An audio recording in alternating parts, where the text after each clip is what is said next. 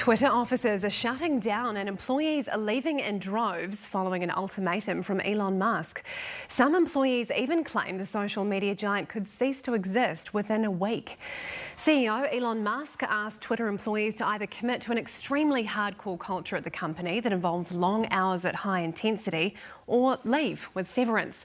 Hours before the deadline, hundreds of resignations rolled in. Twitter later announced via email that it would close its office buildings. Well, joining us now for more on this is Newshub Nation reporter and tech expert Finn Hogan. Welcome, Finn. Another day, another chaotic development over at Twitter. The company's down to possibly less than half its workforce now, and we're hearing these predictions that the site could crash because so many key people are gone. Do you think that's possible? Yeah, look, if you'd asked me that a week ago, I would have said definitely not. But I think at the rate he's hemorrhaging staff, like sort of all bets are off at this point. At the rate he's losing people, there might not even be like 3 little musketeers left by Sunday. And the unfortunate thing is he's chosen a terrible time to be stripping back to a skeleton crew, because you've got the FIFA World Cup kicking off on Monday morning. And what is Twitter good for? It's for live reacts to massive world events. Twitter staff have been pretty open about that being one of the busiest times for the company from a technical perspective. So you're about to see this massive stress test of Twitter's technical infrastructure at a time where the infrastructure is in absolute disarray. So in answer to your question, if it's going to go offline, it's probably next week. Oh my gosh, I've got to brace myself. Well, one of Musk's other big interesting moves to try to stop this company from hemorrhaging more money and becoming profitable for the first time was to introduce a monthly fee. $8 to get the little verified tick by your name to say you're a credible person. But that's backfiring now in new and spectacular ways this week, isn't it? Yeah, shockingly, if you allow anyone to become verified, verification essentially becomes meaningless. One would think he could have seen this one coming, being such a genius.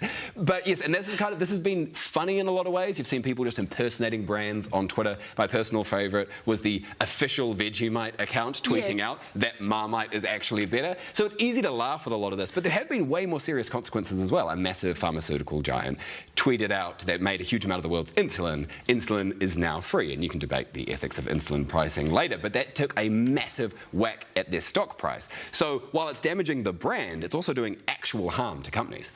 Absolutely. Just quickly, Vegemite or Marmite? Vegemite all day, every day. Oh my gosh, you're a traitor. Anyway, what is Elon Musk's track record with turning companies around? Because he's clearly got a long way to go with Twitter.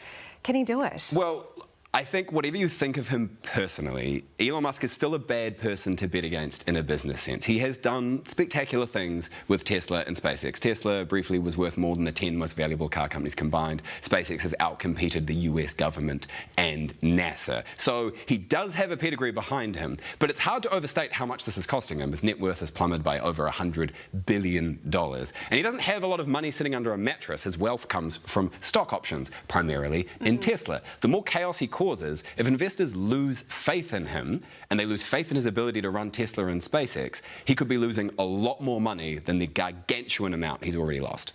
It's so interesting.